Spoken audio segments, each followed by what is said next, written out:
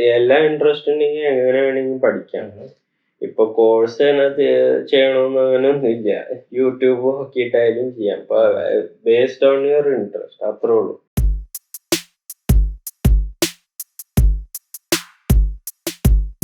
Hi all, ഇന്ന് ഒരു special guest ആണ് എന്റെ കൂടെ ഉള്ളത് വിപിൻ. നമ്മൾ സംസാരിക്കാൻ പോകുന്നത് 3D ആർട്ടിസ്റ്റിനെ കുറിച്ചാണ്.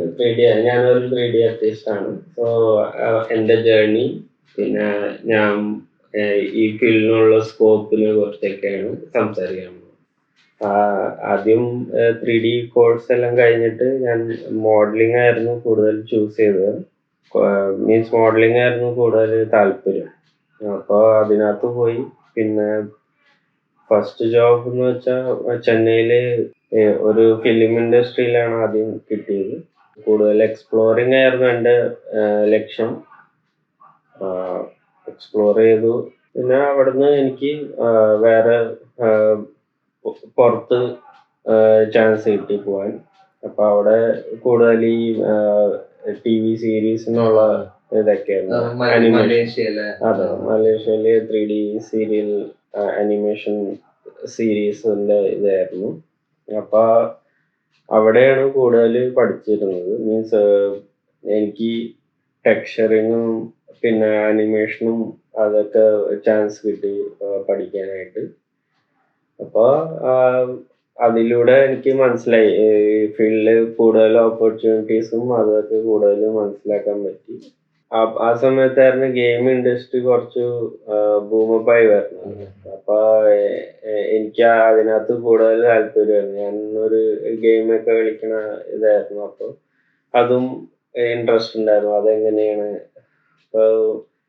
ഓൾമോസ്റ്റ് അനിമേഷന്റെ ഇൻഡസ്ട്രി പോലെ തന്നെ ആയിരിക്കാം, പ്രൊഡക്ഷൻ ആയിരിക്കാം എന്നൊക്കെ വിചാരിച്ചിട്ട് കോൺഫിഡൻസോടെ ഗെയിമിംഗ് ഇൻഡസ്ട്രിയും കൂടി ചേരാൻ നോക്കി. പക്ഷെ ടോട്ടലി ഡിഫറെന്റ് ആണ്.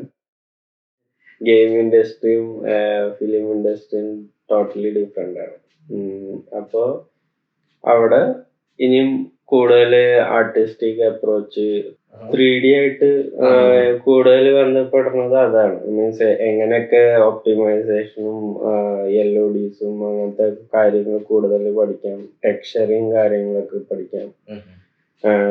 സ്കൾപ്റ്റ്, സീബ്രഷ് സ്കൾപ്റ്റും അതൊക്കെ കൂടുതൽ നമുക്ക് അതിലൂടെയാണ് നമുക്ക് ഇതാവണം.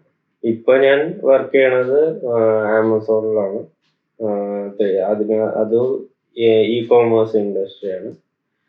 ഇതിനകത്ത് മെയിൻലി നമ്മൾ പ്രൊഡക്ട്സും ഇത് ARഉം VRനുള്ള മോഡലിംഗിന് വേണ്ടിയാണ് ചെയ്യുന്നത്. ഇതിനകത്ത് മെയിൻലി 3D ആർട്ടിസ്റ്റ് ജോബ് തന്നെയാണ്. ഇതാണ് അഡ്വർടൈസിങ് ഫേമിന് വേണ്ടിയിട്ടുള്ള യൂസബിൾ ആയിട്ടുള്ള പ്രോപ്സും കാര്യങ്ങളൊക്കെ ഉണ്ടാക്കാനുള്ള ജോബാണ്. അപ്പോൾ ഇതാണ് എൻ്റെ ഇപ്പൊ ജേർണി. Still exploring. ഇപ്പൊ പുതിയ AIയും പുതിയ ന്യൂ ടൈപ്പ് ഓഫ് ഫോട്ടോഗ്രാമട്രി ഞാനും പ്രതീകും ഒന്നിച്ച് ചെയ്തിട്ടുണ്ടായിരുന്നു. ഗേഷ്യൻ ഫ്ലാറ്റിംഗ് ആണ് ഇപ്പൊ പുതിയതായിട്ട് ന്യൂലി സ്കാൻ ഇത് ചെയ്യണം. അപ്പൊ അതും കൂടി എക്സ്പ്ലോർ ചെയ്യണം. Still exploring. അപ്പൊ ഇതൊക്കെയാണ്. എനിക്ക് അതൊരു വളരെ എന്താ കംപ്ലീറ്റ് ആയിട്ടുള്ള ഒരു സമ്മറിയാണ് ഇപ്പൊ പറഞ്ഞത്. അതായത് ഫിലിം, TV സീരീസ് ഇൻഡസ്ട്രി തൊട്ട് ഗെയിമിംഗ് ഇൻഡസ്ട്രിയും പിന്നെ ഇപ്പൊ ഇ-കോമേഴ്സും എല്ലാം. അപ്പൊ ഇതിലെല്ലാം കോമൺ ആയിട്ട് വന്ന കാര്യങ്ങളാണ് ഈ മോഡലിങ്ങും സ്കൾപ്റ്റിങ്. എന്തായാലും അവർക്ക് ഈ അതിന്റെ അസറ്റ്സ് ക്രിയേറ്റ് ചെയ്യണം. ഇപ്പൊ നമ്മൾക്ക് ഒരു 12th പഠിക്കുന്ന ആരെങ്കിലും ആണ്, അല്ലെങ്കിൽ അത് ഡിഗ്രി ചെയ്തുകൊണ്ടിരിക്കുകയാണ്, അവരിത് കാണുകയാണെങ്കിൽ അവർക്ക് എന്താണ് നമുക്ക് വാല്യൂ ആഡ് ചെയ്യാൻ പറ്റിയ ചില പോയിന്റ്സ്? ഇപ്പൊ ഗ്രാജുവേറ്റ് കോഴ്സസ് ഒരുപാട് വന്നിട്ടുണ്ട്. ഇപ്പൊ നന്നായിട്ട് ആനിമേഷൻ ഇൻഡസ്ട്രിയിൽ ഇപ്പൊ ഗ്രാജുവേഷൻ കോഴ്സും വന്നിട്ടുണ്ട്. പിന്നെന്താ അല്ലാണ്ടും നമുക്ക് ഇപ്പൊ ആക്ച്വലി ഇതിനകത്ത് അധികം എക്സ്പീരിയൻസോ പഠിപ്പോ അങ്ങനെയൊന്നും വേണ്ട. നമ്മളുടെ ഇൻട്രസ്റ്റ് ആണ് മെയിൻ. ഇപ്പൊ എൻ്റെ കൂട്ടുകാരൻ്റെ ഇപ്പൊ മകനെ 7ാം ക്ലാസ്സിൽ പഠിക്കുന്ന മകനെ ഇപ്പൊ തന്നെ കൂട്ടുകാരൻ ട്രെയിൻ ചെയ്യിപ്പിക്കുകയാണ്. അപ്പൊ there is no limit. ഇപ്പൊ എന്താ പറയാ, ഇന്ന ഇത് കഴിഞ്ഞിട്ടേ പാടുള്ളൂ അങ്ങനൊന്നുമില്ല. ആർട്ടാണ്. ഒരു പ്രാക്ടീസിലും കൂടെ ഉണ്ടാവുന്നത് കാര്യങ്ങളാണ്. അപ്പൊ ഇതെപ്പോ വേണമെങ്കിൽ നമുക്ക് എല്ലാ ഇൻട്രസ്റ്റ് ഉണ്ടെങ്കിൽ എങ്ങനെ വേണമെങ്കിൽ പഠിക്കാം. ഇപ്പൊ കോഴ്സ് തന്നെ ചെയ്യണമെന്ന് അങ്ങനെയൊന്നും ഇല്ല. യൂട്യൂബ് നോക്കിയിട്ടായാലും ചെയ്യാം. ഇപ്പൊ ബേസ്ഡ് ഓൺ യുവർ ഇൻട്രസ്റ്റ്, അത്രേ ഉള്ളൂ. ഇപ്പൊ കോഴ്സ് കൂടുതൽ ഞാൻ അപ്രീഷിയേറ്റ് ചെയ്യണത് എന്തുകൊണ്ടെന്ന് വെച്ചാൽ this is good for your future. Future പർപ്പസിൽ ഇപ്പൊ നിങ്ങളുടെ കഴിവും നിങ്ങളുടെ പഠിപ്പിനെ ബേസ് ചെയ്ത് കഴിഞ്ഞാൽ നിങ്ങൾക്ക് ഇനിയും ഉയരാൻ പറ്റും. പല ആൾക്കാർക്കും മാതൃകയാവാൻ പറ്റും, ലീഡ് ചെയ്യാൻ പറ്റും എന്നുള്ള ബെനിഫിറ്റ്സ് ഒരുപാട് കിട്ടും. പക്ഷെ എനിക്ക് ഞാനിത് പറയാൻ കാരണം വെച്ചാൽ ഞാൻ എന്നോട്ട് വിപിനെ കണ്ട് അറിയാവുന്ന നമ്മള് ഫ്രണ്ട്സ് ആയി തുടങ്ങിയപ്പോ തൊട്ട് വിപിന് ആർട്ടും നല്ല ബ്രൈറ്റ് ആയിരുന്നു. അത് കൂടാണ്ട് തന്നെ എപ്പോഴും ഒരു തേഴ്സ്റ്റ് ഉണ്ടായിരുന്നു. അതായത് ഇതെങ്ങനെ ചെയ്യും, എങ്ങനെ മോഡൽ ഉണ്ടാക്കും, എങ്ങനെ മോഡൽ ചെയ്യാം ഒരു സാധനങ്ങള്. അതുപോലെ തന്നെ എപ്പോഴാണെങ്കിലും ഈ എക്സ്പെരിമെന്റ് ചെയ്തുകൊണ്ടും ഒരിക്കൽ ഉണ്ടായിരുന്നു. അപ്പൊ അതിപ്പോ ഇനിയിപ്പോ നമ്മളന്ന് BMX സൈക്കിൾ ഉണ്ടാക്കിയ പോലെ അതുപോലെ തന്നെ സോഫ്റ്റ്വെയറും ഈ സൈക്കിളും. അപ്പൊ വിപിൻ ഇപ്പൊ പഠിച്ച വിപിൻ ഏതൊക്കെ സോഫ്റ്റ്വെയർസ് ആയിരുന്നു ഒന്ന് പഠിച്ചേ എന്ന്? പിന്നെ ഇപ്പൊ ഏറ്റവും ഏതാണ്, ബേസിക് ആയിട്ട് എന്താണ് അറിഞ്ഞിരിക്കുന്നത്? ബേസിക് ആയിട്ട് പ്ലാറ്റ്ഫോംസ് ഇപ്പൊ ഒരുപാടുണ്ട്. ഫോട്ടോ ഇമേജ് ബന്ധപ്പെട്ടിട്ടായിട്ടുള്ള സോഫ്റ്റ്വെയർസ് പ്ലാറ്റ്ഫോംസ് ആണെങ്കിൽ ഫോട്ടോഷോപ്പ്, ഇലിസ്ട്രേറ്റർ ഉണ്ട്. പിന്നെ 3D ആയിട്ട് ബന്ധപ്പെട്ടത് ഇപ്പൊ ഞാൻ പഠിച്ചിരിക്കുന്നത് മായയാണ്. എന്റെ കോഴ്സ് അങ്ങനെയായിരുന്നു. അപ്പൊ മായം, ബ്രഷ് അങ്ങനത്തെ കോഴ്സാണ് ഞാൻ പഠിച്ചിരുന്നത്. അപ്പൊ എനിക്ക് അതിലൂടെ അതാണ് ഫസ്റ്റ് ആയിട്ട് ബേസിക് ആയിട്ട് കിട്ടിയിരിക്കുന്നത്. ഇപ്പൊ ബ്ലെൻഡർ അറിയാം, 3ds Max അറിയാം. എല്ലാത്തിനും സെയിം ടൂൾസ് തന്നെ ആയിരിക്കും. ചെറിയ വർക്ക് സ്പേസ്, വർക്ക് സ്ട്രക്ചറും കുറച്ച് ഡിഫറെന്റ് ആയിരിക്കും. ടൂൾസ് അവിടെ ഇവിടെയൊക്കെ ഇരിക്കുമായിരിക്കും. പക്ഷെ എല്ലാം സെയിം തന്നെയാണ്. അപ്പൊ നമ്മൾ അത് കണ്ടുപിടിക്കുക, എക്സ്പ്ലോർ ചെയ്യുക. അതിനു വേണ്ടിയുള്ള ഇതാണ് നമ്മള് കോഴ്സസ് ആയിട്ട് ഇത് ചെയ്യണം. എനിക്ക് തോന്നുന്നു ഇപ്പൊ ഇതില് മേജർ ആയിട്ട് പോളിഗൺ ബേസ്ഡ് മോഡലിംഗ് സോഫ്റ്റ്വെയർസ് ആണ്. ഇപ്പോ 3ds ആണെങ്കിലും മായ ആണെങ്കിലും അതുപോലെ തന്നെ ബ്ലെൻഡറും. ഇപ്പൊ ശരിക്കും ബ്ലെൻഡർ നല്ലോണം ട്രെൻഡ് ചെയ്തുകൊണ്ടിരിക്കുന്ന ടൈമാണ്. പക്ഷെ എനിക്ക് തോന്നുന്നു ഇതുപോലെ തന്നെ നിങ്ങള് പോളിഗൺ മോഡലിംഗ് ഏത് സോഫ്റ്റ്വെയർ പഠിച്ചാലും ബേസിക് ആയിട്ടുള്ള കാര്യങ്ങൾ സെയിം ആയിരിക്കും. പിന്നെ ഓരോ ഇന്റർഫേസും അതൊക്കെ എങ്ങനെ കൊണ്ടുവരുന്നു എന്നുള്ളതിലായിരിക്കും ആ ഡിഫറൻസ്. പിന്നെ ഉള്ളത് പ്ലാറ്റ്ഫോം എന്ന് വെച്ചാൽ ഇപ്പൊ 3D പ്ലാറ്റ്ഫോംസിന് വേണ്ടി നമ്മൾ ഒരുപാട് അതിനകത്ത് ഡിവിഷൻസ് ഉണ്ട്. ഇപ്പൊ മോഡലിങ്, UV, ടെക്സ്ചറിങ്, പിന്നെ മെറ്റീരിയൽസ്, അങ്ങനെ ഒരുപാടുണ്ട്. Lighting, rigging. അപ്പൊ ഇതെല്ലാം ഫസ്റ്റ് മൊത്തത്തില് നമുക്ക് ബേസിക് ട്രെയിനിങ് ആണ് നമുക്ക് ഒരു സ്ഥാപനത്തിന് കിട്ടുക.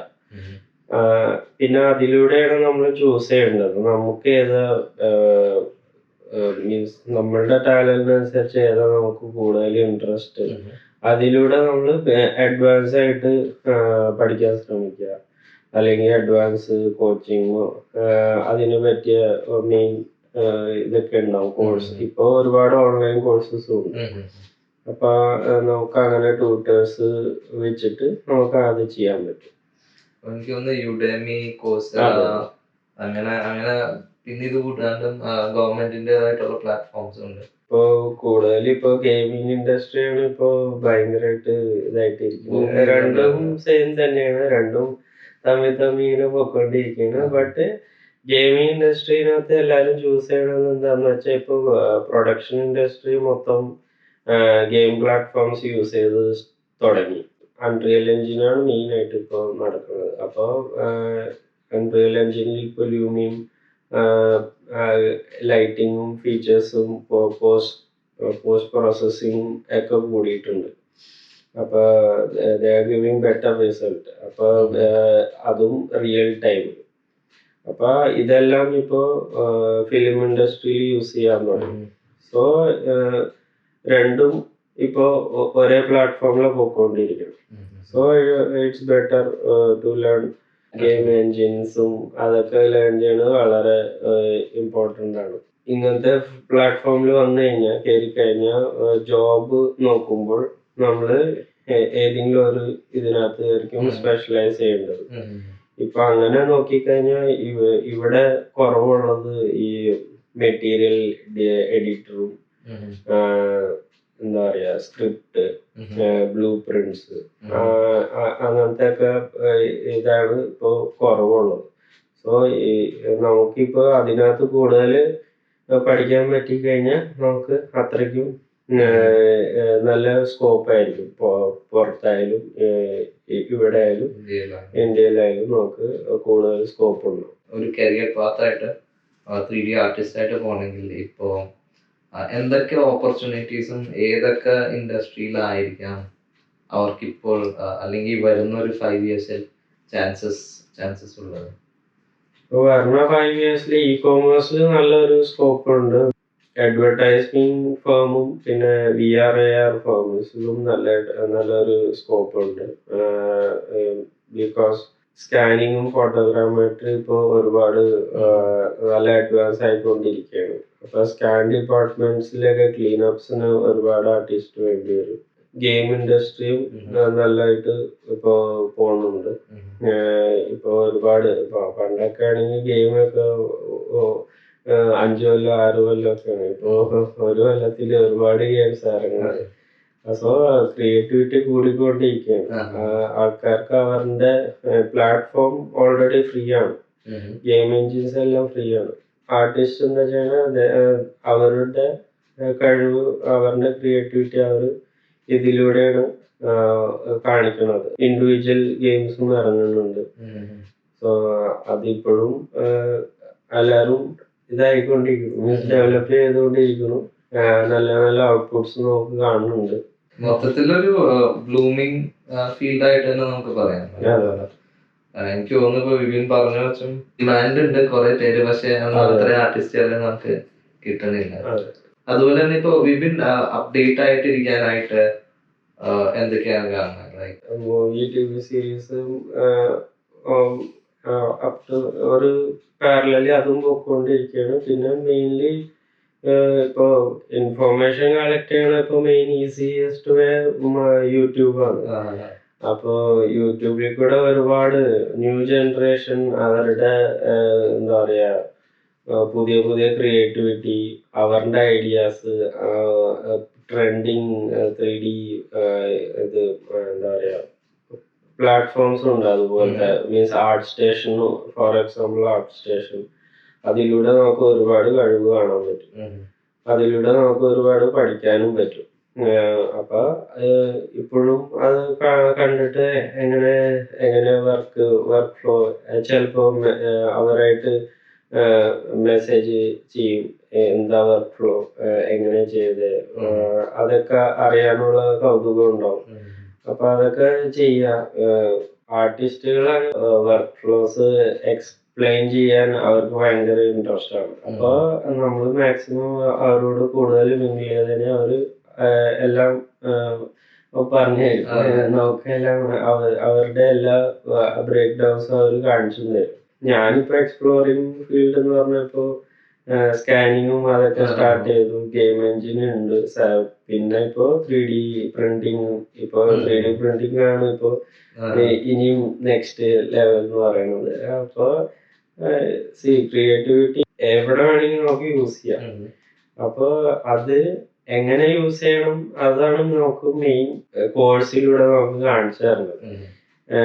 ഇപ്പൊ നമുക്കൊരു സാധനം ഉണ്ടാക്കണം, അതിന് എന്ത് ടൂളാ യൂസ് ചെയ്യേണ്ടത്, അത് എങ്ങനെ ഏത് പ്ലാറ്റ്ഫോമിൽ യൂസ് ചെയ്യേണ്ടതെന്ന് മാത്രം ഡയറക്റ്റ് ചെയ്യാൻ വേണ്ടിയാണ് നമ്മൾ ഈ കോഴ്സസ് ഒക്കെ സെലക്ട് ചെയ്യുന്നത് തന്നെ. ബാക്കിയെല്ലാം നമ്മുടെ കയ്യിലാണ്. നമ്മളുടെ കഴിവ് എങ്ങനെ വേണമെങ്കിൽ നമുക്ക് യൂസ് ചെയ്യാം. ഏത് പ്ലാറ്റ്ഫോമിൽ വേണമെങ്കിൽ പോയിട്ട് നമുക്ക് ഔട്ട്പുട്ട് അതിനനുസരിച്ച് കൊണ്ടുവരാൻ പറ്റും. എനിക്ക് തോന്നുന്നു ഈ കുറച്ച് കാര്യങ്ങളൊക്കെ ഇങ്ങനെ ഫോളോ ചെയ്ത് കഴിഞ്ഞാൽ വളരെ വളരെ നല്ലതും ഒരു എന്താ പറയാ ഡിഫറെന്റ് ആയിട്ടുള്ള ഒരു ഫീൽഡാണ്. പോരാത്തതിന് ഇപ്പൊ ഗെയിം ഡിസൈൻ എനിക്ക് തോന്നുന്നു ഇപ്പൊ ഇന്ത്യയിൽ കുറെ ആർട്ടിസ്റ്റ് ഉണ്ട്, പക്ഷെ അവരെല്ലാം കൂടുതലും പുറത്തെ സ്റ്റുഡിയോസിന് വേണ്ടിയാണ് വർക്ക് ചെയ്യണത്. പക്ഷെ ഇന്ത്യൻ സ്റ്റുഡിയോസ് ഇപ്പോൾ ഇപ്പോൾ തുടങ്ങി കുറെ സ്റ്റുഡിയോസ് ഒക്കെ വന്നുകൊണ്ടിരിക്കുന്നുണ്ട്. ഒരുപാട് വരുന്നുണ്ട്. ഇപ്പൊ മീൻസ് എല്ലാവർക്കും ഇപ്പൊ അവരുടെ സ്റ്റാൻസും കൂടി ക്ലിയർ ചെയ്യണം. എല്ലാവർക്കും ഉണ്ടാവും ഒരു ഇൻഡിപെൻഡന്റ് ഒരു ഡ്രീം, എല്ലാവർക്കും ഉണ്ടാവും. ഇപ്പൊ എനിക്കും ഉണ്ട് ഡ്രീം, എനിക്ക് ഒരു സ്വന്തമായിട്ട് ഗെയിം ഉണ്ടാക്കണം അല്ലെങ്കിൽ എന്തെങ്കിലും പ്രസന്റ് ചെയ്യണം എന്നുള്ള എനിക്കും ഉണ്ട്. അപ്പൊ നമുക്കൊരു സാറ്റിസ്ഫാക്ഷൻ, ആ ഒരു ആർട്ടിസ്റ്റിന്റെ സാറ്റിസ്ഫാക്ഷൻ എന്ന് പറഞ്ഞാൽ അവരുടെ ഒരു ഡ്രീം ക്ലിയർ ആകുമ്പോഴാണ് അവരുടെ ഇത് വരുന്നത്. അപ്പൊ അങ്ങനെ ഒരു ഇത് ഇപ്പോഴും നമ്മളിങ്ങനെ ചില ഗെയിംസ് ഫേമസ് ആയിട്ടുള്ളത് ഗ്രാൻഡ് തെഫ്റ്റ് ഓട്ടോ ആണെങ്കിലും സൈബർ പങ്ക് ആണെങ്കിലും അതെല്ലാം കൂടുതലും ഒരു വെസ്റ്റേൺ സൈഡ് ഇതാണ്. അപ്പൊ നമ്മൾ ഭാവിയിൽ ഇപ്പൊ ചൈന ഇതെന്ന് വെച്ചാൽ ചൈനയുടെ മിത്തോളജിയിൽ നിന്ന് ഇൻസ്പയർ ചെയ്ത് കുറെ ഗെയിംസ് എല്ലാം അവരുണ്ടാക്കിയുണ്ട്. ഈ സെയിം പ്രോസസ് തന്നെ ഇന്ത്യയിൽ തുടങ്ങിയിട്ടുണ്ട്. ഞാൻ പഠിച്ചുകൊണ്ടിരിക്കുമ്പോ റിസോഴ്സസ് കുറവായിരുന്നു എനിക്ക് കിട്ടുന്നത്. അപ്പൊ സിസ്റ്റം അത് കുറവാകുമ്പോ അതിനനുസരിച്ച് പഠിക്കാനും ബാക്ക് മീൻസ് സ്ലോ ഡൗൺ. ഇപ്പൊ മാക്സിമം എല്ലാ സിസ്റ്റംസും നല്ലതായിട്ട് ഗ്രാഫിക്സും സപ്പോർട്ട്സ് ഒക്കെ ഉള്ളതാണ്.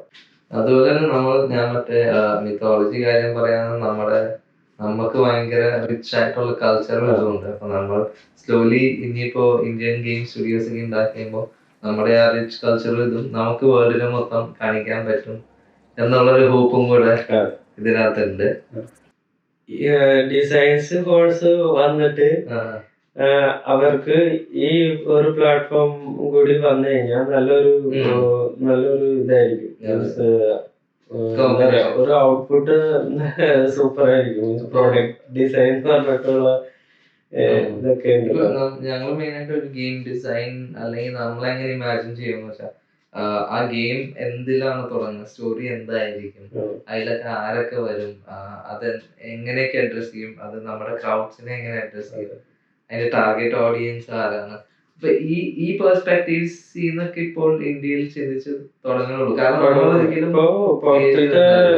ഫിലിം ഇൻഡസ്ട്രീസും ഗെയിം ഇൻഡസ്ട്രീസും ഉറപ്പായിട്ടും ഡിസൈനേഴ്സിനെ എടുക്കുന്നുണ്ട്. ഡിസൈൻസ് ബേസ്ഡ് ഉള്ള ആർട്ടിസ്റ്റിനെ എടുക്കുന്നുണ്ട്. മീൻസ് പ്രോഡക്റ്റ് ഡിസൈനിങ് ആയാലും വെഹിക്കിൾ ഡിസൈൻസ് ആയാലും അവര് ഫിലിംസിൽ എടുക്കുന്നുണ്ട് ഇന്ന ടെക്നിക്കൽ ആർട്ടിസ്റ്റ്. സോ അവർക്ക് എന്താ അവരുടെ ബേസിസ് ആയിട്ടുള്ള ഫിലിം പ്രൊഡക്ഷന് വേണ്ടി ഇന്ന പർട്ടിക്കുലർ ഡിസൈൻഡ് കാറോ അല്ലെങ്കിൽ പർട്ടിക്കുലർ പ്രോഡക്ട്സോ അവർക്ക് വേണം. So they higher designers.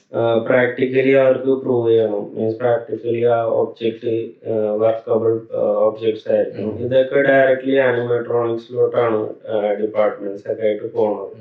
അപ്പൊ വർക്കബിൾ പ്രോഡക്ട്സും ആയിരിക്കും, മീൻസ് ടച്ച് ആൻഡ് ഫീൽ ഉള്ള പ്രോഡക്ട്സും ആയിരിക്കും. അത് വർക്കബിൾ എന്ന് പറഞ്ഞാൽ ഇപ്പൊ ഓൾറെഡി മാൻഡലോറിയനിലും എല്ലാത്തിനും കാണാൻ നോക്കും. ലൂക്ക ഫിലിംസ് ഒരുപാട് പ്രൊമോട്ട് ചെയ്യുന്നുണ്ട് ആർട്ടിസ്റ്റുകളെ.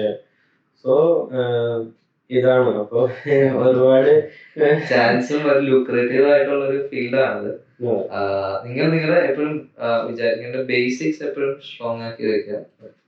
പിന്നെ കൂടുതൽ കാര്യങ്ങൾ നോക്കിയും കണ്ടും, എസ്പെഷ്യലി ഇതിൽ കണ്ടും കേട്ടും അറിയുക. അപ്പൊ ഇന്നത്തെ ടോക്കിന് ഏതൊക്കെയായാലും താങ്ക് യു വിപിൻ. അപ്പോ ഇന്ന് ഇത്ര തന്നെ. ഇപ്പൊ കൂടുതൽ കാര്യങ്ങൾ അറിയണമെന്നുണ്ടെങ്കിൽ പ്ലീസ് തീർച്ചയായും കമന്റ്സിൽ എഴുതുക. We will see you again. Thank you. Bye.